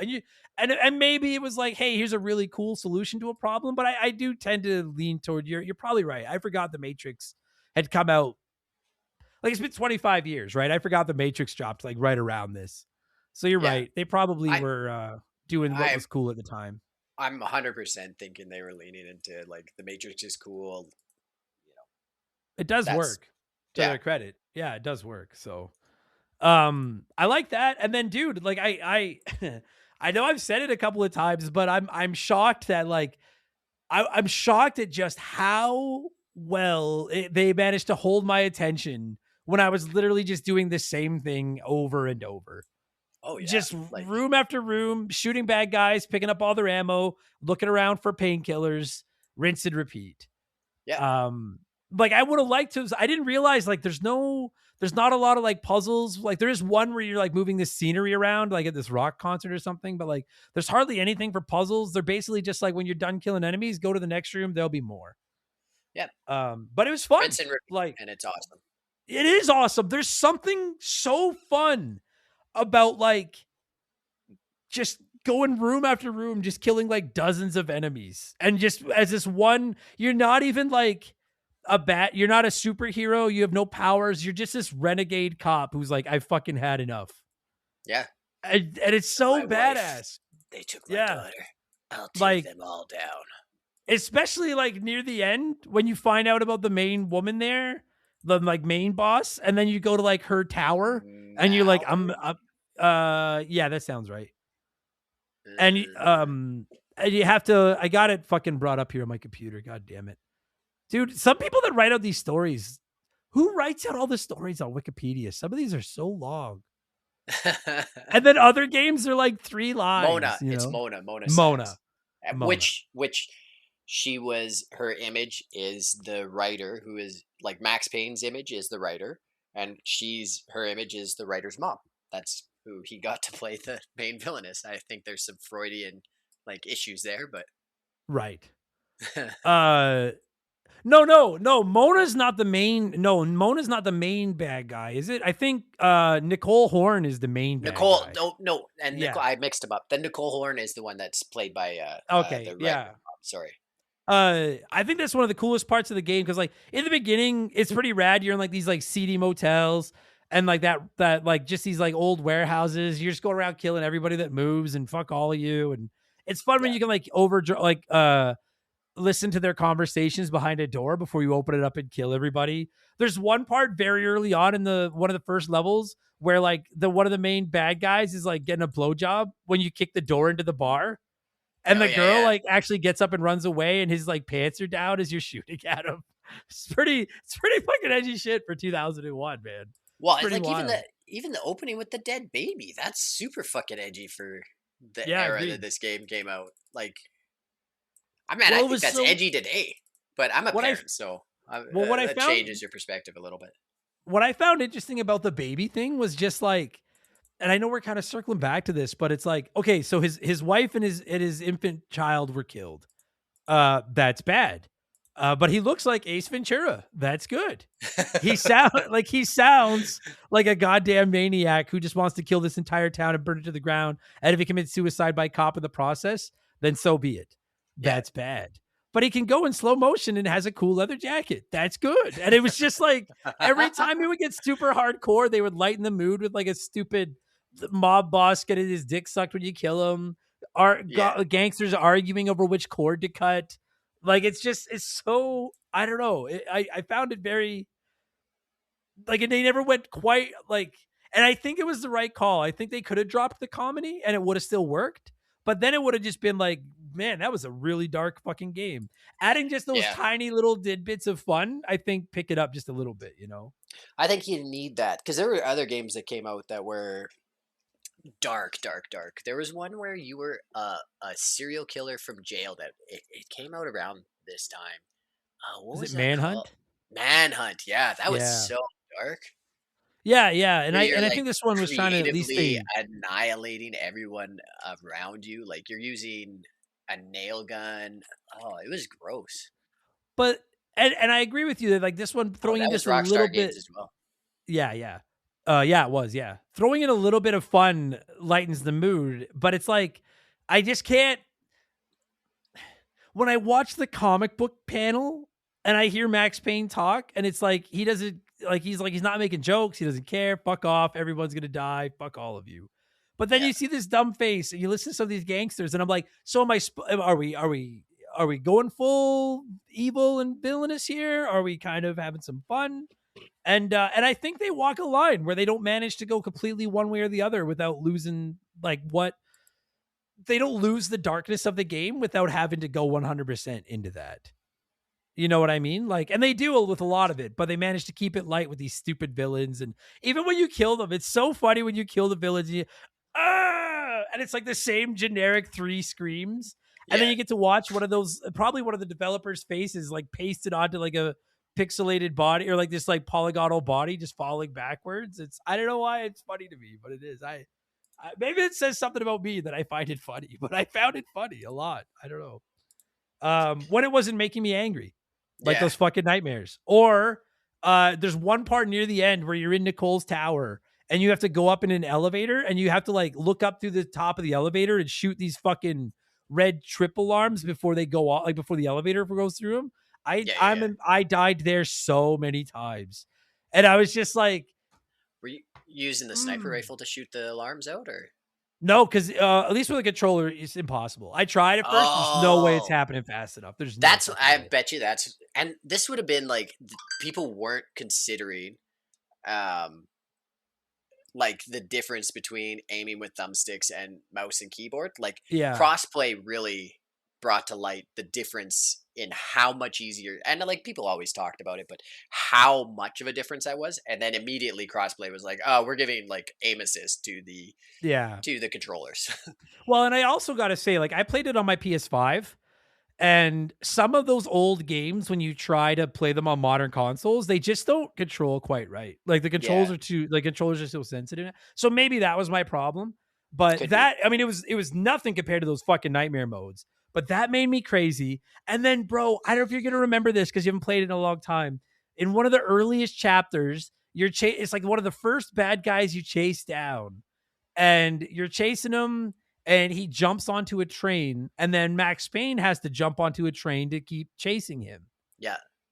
And I must have you have to do about 90 seconds of run back to the part where you jump on the train if you miss it, okay? So I missed the train the first time, and I'm like, oh, that's weird. I don't know how I missed that, but all right. I must have done that half a dozen times, and I kept dying, and I was getting so mad at having to do the run back every time. So finally I Google it. I'm like, yo, do I have to jump at a different time? And someone was like, no, the mistake is don't jump. Just walk off the edge, and then he'll jump onto the train. And that is what happened. And I was just like, oh my God. And people have been warning me online. They're like, wait till you get to that part. And I thought this was what they meant. And I was just like, yeah, that is fucking ridiculous. So I get why people are mad about this. And then I got to the nightmares and I was like, That's oh, that never part. Yeah, mind. yeah, yeah, yeah. Yeah. And that's like, I guess that's frankly my only real gripe with this game is that like there were just those instances where they just took it from like awesome to not fun in like 2 seconds. And it was like it was walking across the fucking pipes to get into the alleys or fucking shooting those beams of the elevators or the fucking nightmare scenes or the very end of the game where Nicole is getting into her helicopter. Yeah. And it's obvious that like the game shows this like 20-second unskippable cutscene of this giant radio antenna wobbling in the wind and then the wires holding it to the ceiling or to the roof. And so it's obvious you need to shoot these fucking wires. And I still died there like 5 fucking times because I couldn't find the last wire or I was like, Oh, I fucking didn't I equip my remember that sniper being rifle. really hard. Sorry. It was hard. Yeah, I remember that last. I remember like one of the wires was ridiculously hard to shoot out. There's I said, I had the two. sniper rifle and I could use the mouse precision of the master gaming console. Well, I would swear on Molly's soul, rest in peace, that god dog, that your shots don't always go exactly where you aim. They go like around there. And it's other games so that do that. frustrating when you're trying to snipe. And then I finally snipe all those wires and I'm like, fuck yeah, bitch is dead. I got her. And then the helicopter takes off anyways. And I'm like, what the fuck is this? So I look up online and they're like, oh yeah, once you shoot all the wires to the antenna, then you have to shoot the antenna to knock it down. But in the meantime, I have to do the fucking run back up the stairs, fight the bad guys again, land the sniper shots again. And you know what, Tyler? I'm not even mad at Max Payne. I'm mad at myself because modern games with their save points and their save states and the checkpoints every 3 seconds and the would you like to try again have ruined me. When I go back and play a hard game now and I die a couple of times, I just get all cranky and fucking quit. I'm the problem. The games have made me too soft to be like Max Payne. But that end is fucking horseshit. It's fucking horseshit. Yeah. Wait till you play 2. It gets I can't. better. So yeah, it's on an upward trajectory. Don't worry. So like I wanted to ask you about that because like I mean I don't know. I'm sorry guys that like I hope we didn't miss any segments of the game people really loved, but like really that is the entire game. When you're not dealing with those nightmares, it is literally just kill everybody. And it's just really fun. It is fun shooting everybody. It's pretty rad. Yeah, I mean, like you kind of get like a little bit of a Batman role because both the NYPD and the mob bosses, like the mob, are after you. So you get like you're being chased by both. You're a man with nothing to lose, like back against the wall. It's 2D, like it's not. Yeah, there's not a lot else to it. You're Batman without the cape, and you're willing. Basically, Max Payne is if Batman used guns and didn't need a persona. Yeah.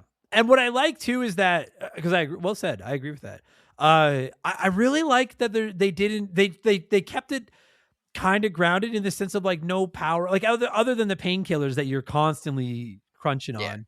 I'm glad they didn't include like drugs that would make you like go bananas and kill everyone with infinity ammo and stuff like that. You know what I mean? Like I like that they kept it mostly grounded. Just it's on you to kill everybody. Yeah, the drugs actually do what real drugs do and cause you to have psychosis. Yeah. This poor guy family. keeps getting injected with these fucking drugs. Yeah. I wanted to ask you about that because I have yet to play 2 or 3. And don't worry, everybody. Like this isn't one of those situations where I don't like. I know I've been very hard on those those nightmares are fucking shit, and I'll reflect that in my score. But I do really like this game. Like I forgot how much I liked the majority of this game until I started replaying it again. Do you think 2 is better? Hey, like I've not played 2 yet. I liked it better. I think they polished bullet time. It did come out. It came out like 2 years after the first one. Like it. Yeah, I got it up here. Yeah, 2 years. Bingo bango. I think. Like I wasn't out of high school when the second one came out. I was still in high school, and the first one came out when I got to high school. So. Oh, you're such a baby. I'm 2 years younger than you. Yeah, I graduated in 01, so 03. So yeah, you're a fucking infant. Jesus Christ. Baby. I do want to play the second one though, and I cannot wait. I got to tell you, bro, like now that I've replayed this one, I went from like, yeah, I'll probably play the remakes when they come out to like day one. Day one, am I playing a remake of Max Payne?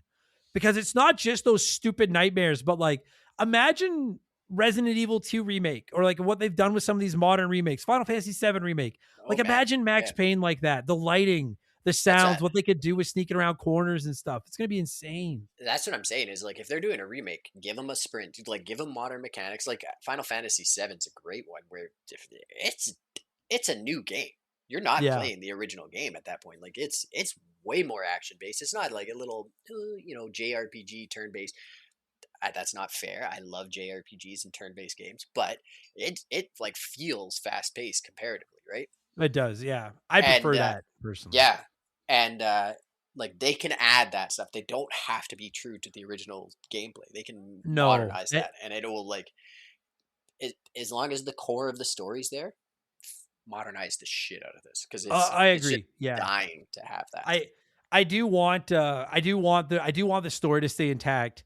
And obviously they need to keep bullet time, which will be improved dramatically. But other than that, I agree, dude. Like I want you to expand on fucking everything. Like put in more of the environments that we can use to like attack enemies, expand on the different areas. That part where you're caught and that dude with the baseball bat, I think he's the one that's getting the blowjob, is gonna kill you with the bat, and then he like walks away and you get a chance to get away. Like they could do so much more with stuff like that. I can't wait to play a fucking But remake. then of this game. I want them to keep the comic panels. I don't want modern CG. They in have between. to. They Yeah, have to keep the mod. That would be such a huge mistake to yeah. drop those comic panels. I agree. 1,000,000%. I agree.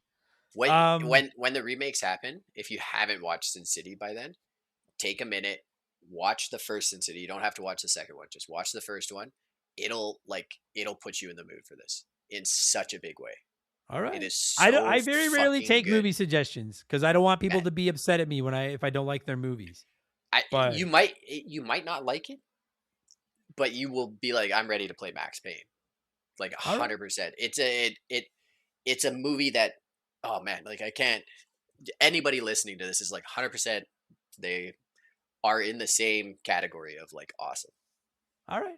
All right. They're in the I'm same I'm category of storytelling too. So I'd be remiss if before we start wrapping this up, did you have you seen, if I didn't bring up, have you seen the Max Payne movie? I tried to watch it when it came out. Okay. There's not a lot. I've heard it's terrible. There's not a lot that Mark Wahlberg's done that I'm like, I don't like that. I generally have a soft spot for Marky Mark, but that's not good. Yeah. It's like they should have done Sin City. That's what they should have just made Sin City and then been like, yeah, we're calling this Max Payne. Like it didn't make sense. Like they just like it falls in the category of like, you know how forever and a day they were like nobody's ever made anything good that was video game to like television or movie. It was in that era of like, yeah, it's all just trash. Right. Any attempt like the Doom movie, shit. Max Payne, Doom shit. was so bad. Doom made me angry. Yeah, It was so that's the Max Payne movie. bad. Just So terrible. bad it makes you angry because We had one. it is a gem of a story.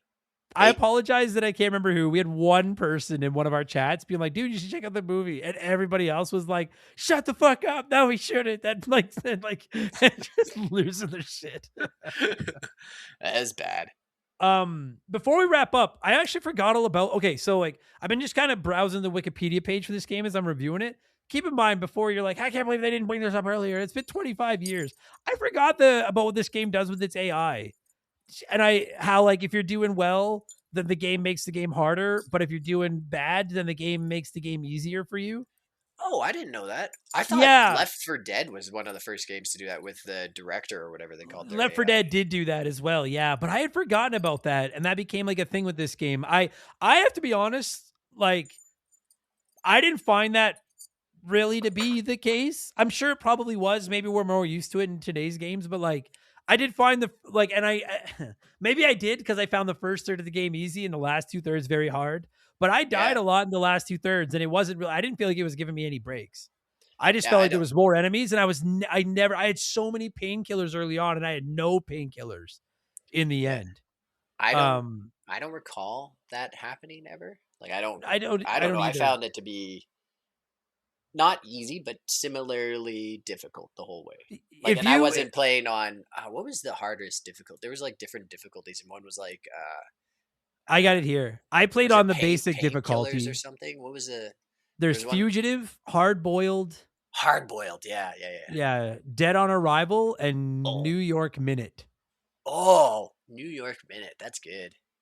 See, that's Oh the other wow. thing is like a bunch of these because that's kind of a cliched trope, like be over at a New York Minute, whatever. Yeah, But yeah, yeah. this was like my first exposure to a bunch of that type of, whatever cliched phrases. Like, oh, it's so good. It was a rad game, man. When I was replaying it, I'm like, I'll be honest, because like I've had quite a few people ask me if they should play it now since I started talking about it. Like, I mean, yes, but I will warn you, and I know this pains some of the diehard Max Painters in our community, but like, it has aged a little rough. Like, it's not maybe on PC it's great, but like playing it on PS5, I did have a lot of aspects where I was like, holy fuck.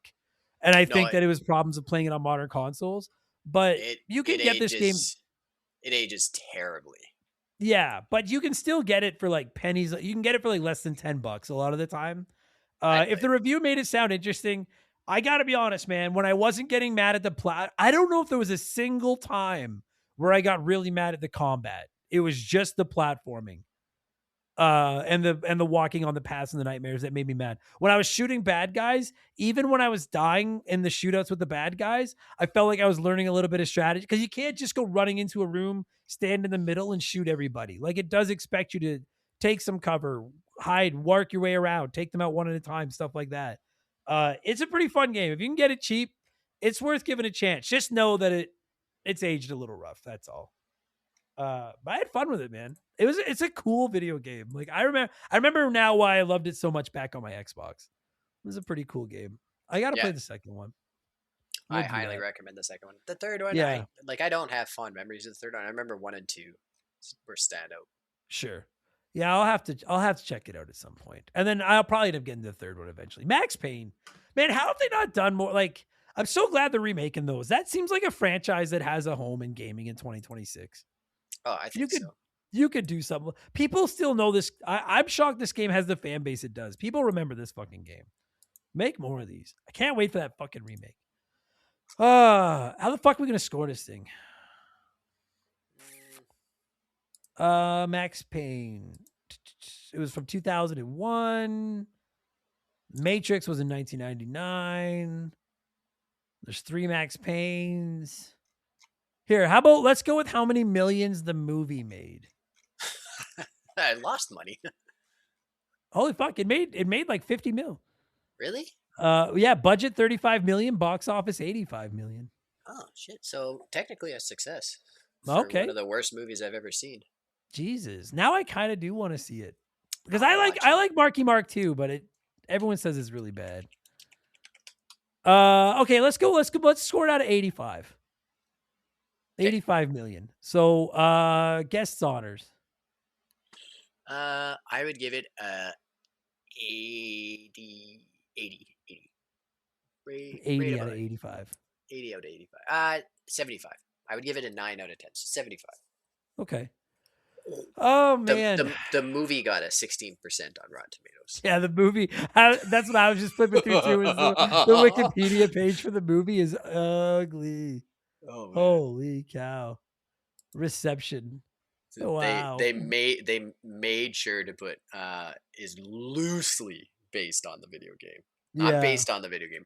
Loosely. It's same name. Same name. Yeah.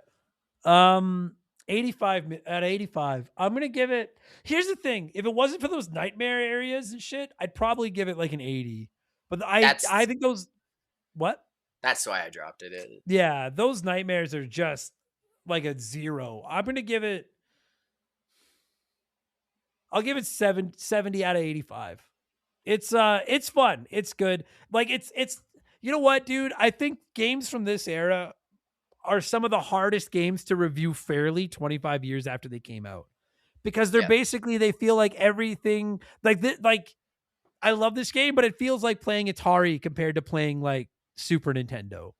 You know, like it's just games have come so far. I just finished playing Resident Evil 9 as I was playing with this, and I'm like, how do I put these in the same, like, you know what I mean? Like it's so hard to remember what was a genuine flaw of a game back then and what has just been improved in the last 25 years. Yeah.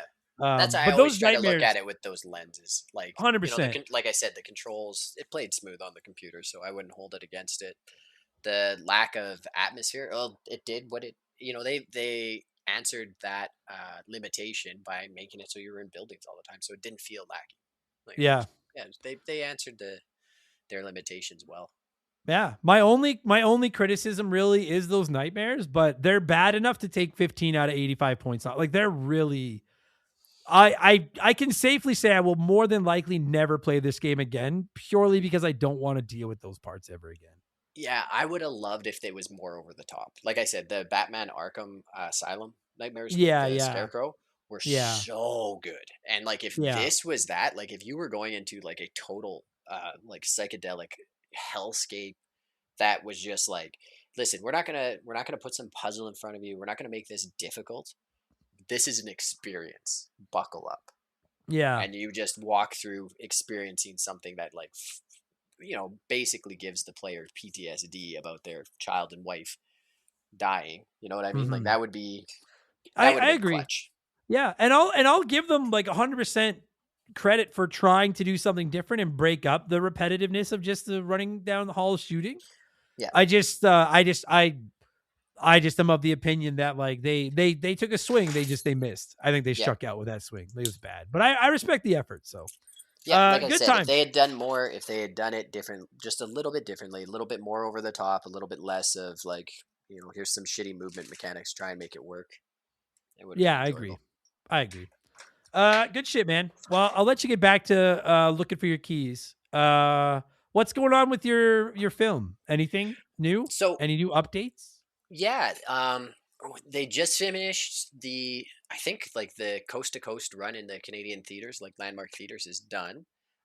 There's probably going to be an encore in Edmonton, the major city that we live by, and by proxy probably Calgary. And then they're going to do a showing in the spring at the mine where we filmed at, like an outdoor showing, kind of a camp out, like atmospheric kind of thing. And then after that, and I know the streaming deals are being worked on right now. It will be on all the streaming platforms. They said summer. The producer's hoping for like August. So that's sweet, man. I'll have the next time we record something, I'll have the streaming platforms hammered out. I know like Apple Plus and like Amazon.com, not .ca, I think is a thing, but I want to verify some of that. So all right, we'll just leave it at on streaming platforms. That's still pretty sick, man. Good for you. That's fucking pretty awesome. I'll have pirated copies for sale out. Yeah. Out of the back of a van. That's what I was looking for. Yeah, like the DVDs and the fucking generic, not Blu-ray cases. DVD. Yeah, old school DVD, VHS, straight up. Yeah, VHS. I'll have VHS copies for sale. That'd be dope. Buddy, I know that the hoops we've had to jump through to record this episode have been plentiful, so I appreciate your patience.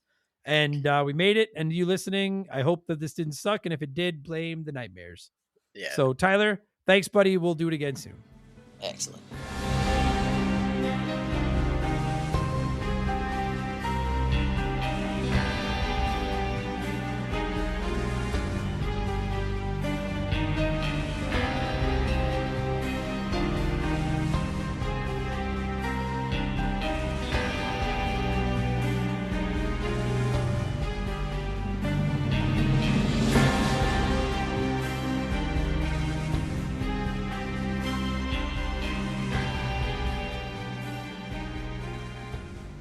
That is going to do it for this week's episode. Tyler, thank you so much for giving me a shout, talking some Max Payne, and every one of you beautiful weenies, whether it's your first Remember the Game or your 368th or some random number, whatever. There's a ton of retro gaming shows out there, and you picked ours to fly with, and we appreciate that.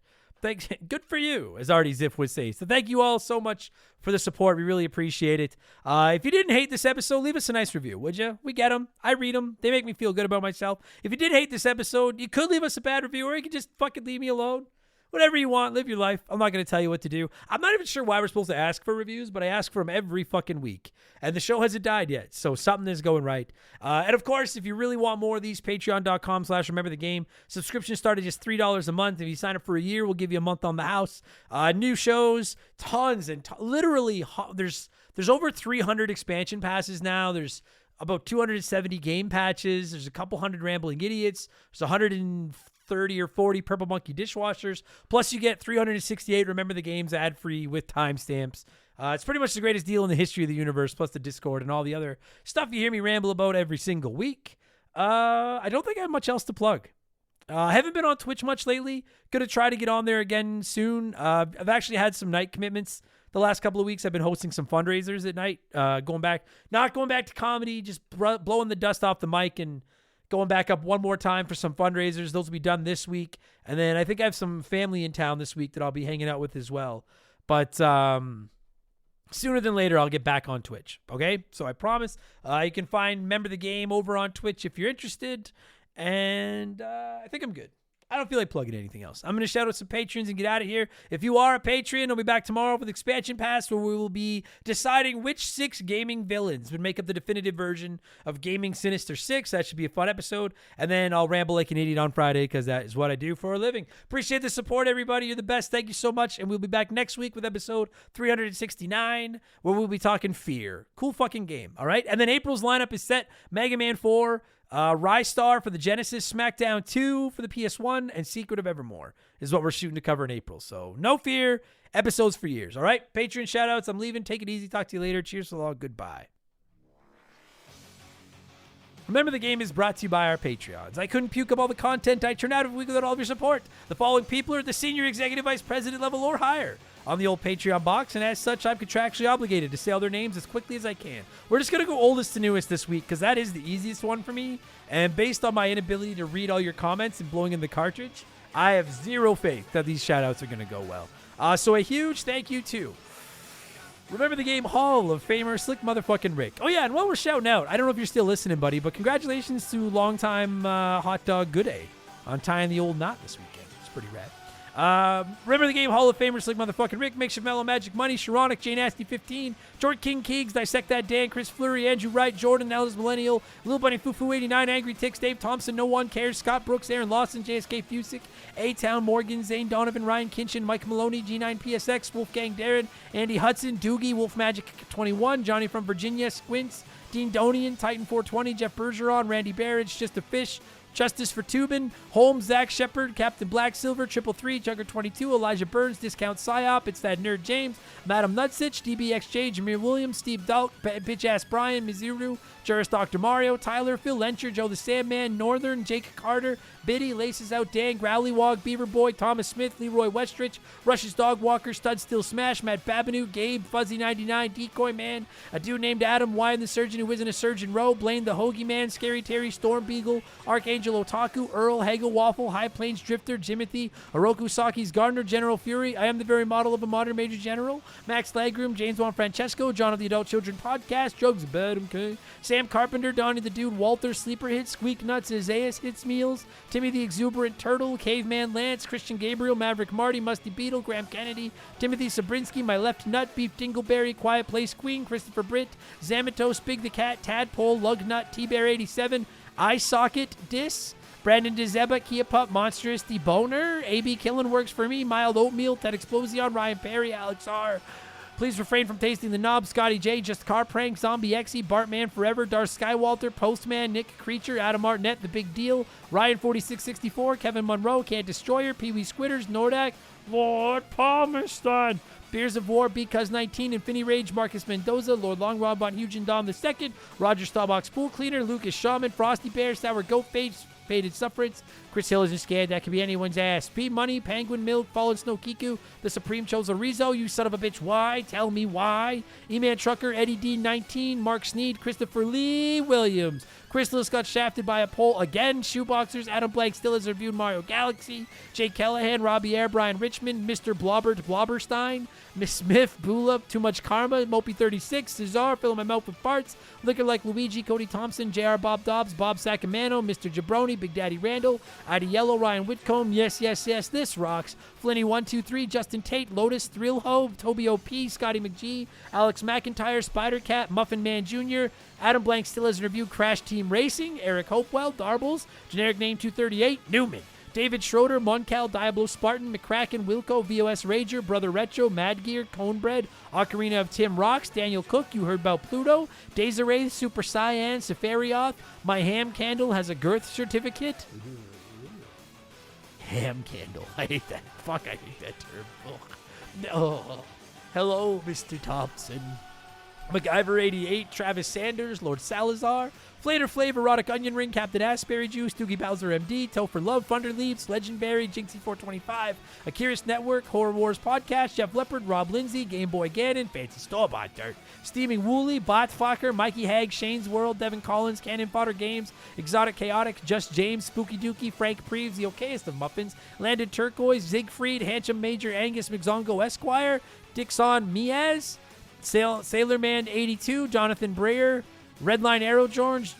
I knew it was going to fall apart. George Swan. I got like 20 left, too. King Tiki, the $100 Kid, Ted Michaels, Chris Nethercutt, Davis Feith, Carl Not Garl, Amanda Hug and Kiss, Darky Frost 11, Tim Maverick, Queer Al Yankerdick, Self High 5, Governor Blank, Proud Slurm, Addict, Cody Donaldson, Better Mousetrap Guitars, The Maritime Musician, and everyone should be nicer to Johnny. He is only 2D. I suck at this. Maybe next week I'll be better. Maybe not. We'll see. We'll see how it goes. Take it easy, guys. Much love. See you next week.